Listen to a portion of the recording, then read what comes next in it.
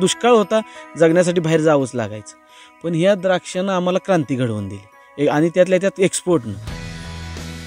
गावातल्या द्राक्ष शेतीतच चांगले पैसे मिळत असल्याने सांगलीच्या खानापूर तालुक्यातल्या पळशी गावातले तरुण आता नोकरीऐवजी या बागायतीलाच अधिक पसंती देऊ लागले आहेत.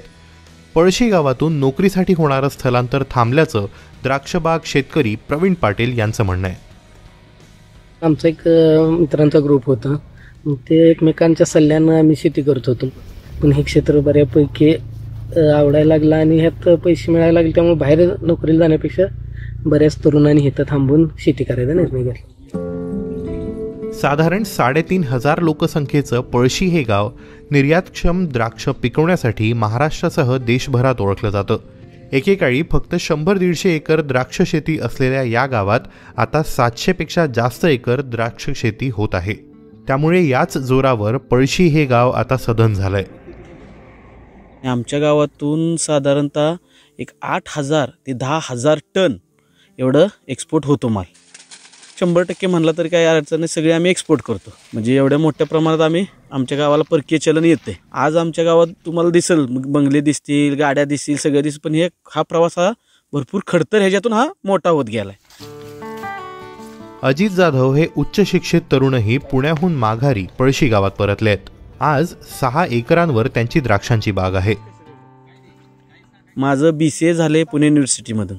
द्राक्षातून एवढे पैसे मिळतात, शेतीतून एवढे पैसे मिळतात हे कधी माहीत नव्हतं. पण एकदा जरा अभ्यास केला तर बघितलं यार खरोखरच इथं पैसे मिळतात. BCA झालो मी 2013ला पासआउट. 13ला गावाकडे आलो. गावी आलो ते म्हणजे मी बाग लगेच लावायलाच घेतली आणि त्यातून म्हणजे मी हळूहळू आज माझं 12 वर्ष झालं मी या धंद्यात आहे. गुहागर कराड महामार्गावर असलेलं पळशी हे गाव एकेकाळी दुष्काळी गाव होतं. टेंभू जलसिंचन प्रकल्पामुळे कृष्णा नदीचं पाणी दुष्काळी पळशीत पोहोचलं. त्यामुळे 2014 नंतर गावातलं द्राक्ष शेतीचं क्षेत्र झपाट्याने वाढलंय.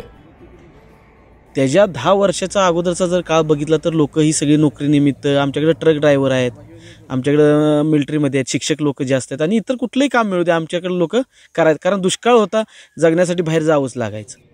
कुठल्याही फील्डची मुलं MBA पासून डिप्लोमा इंजिनिअरिंगवाले, कुठलेही ग्रॅज्युएशन झालेली मुलं आज गावातून लय तर मिलिटरीत जायला हे करतात, नाहीतर गावातच राहून आपली शेती करायला भेटते. निर्यातक्षम द्राक्षांसाठी कोरडी हवा, आर्द्रता आणि कमी दव असं पोषक वातावरण लागतं. सांगलीच्या या पट्ट्यात हे पोषक वातावरण असल्याने त्याचा फायदा शेतकऱ्यांना झाला. आता निर्यात करणाऱ्या कंपन्या थेट गावातल्या द्राक्ष बागेत पोहोचतात आणि बांधावरूनच द्राक्ष विकत घेतात. पळशीच्या द्राक्षांना युरोप आणि आखाती देशांमध्ये चांगली मागणी असल्याने इथे दरही चांगला मिळतो असं इथले शेतकरी सांगतात.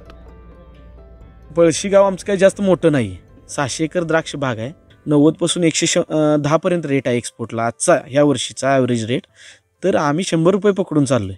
खर्च 4 लाख वजा काढला तर आज 7 ते 8 लाख रुपये आम्हाला निव्वळ नफा राहतो. कृष्णेच्या पाण्यामुळे गावात आलेली समृद्धी आणि सुबत्ता टिकवायचं तंत्र इथल्या शेतकऱ्यांना गवसलंय.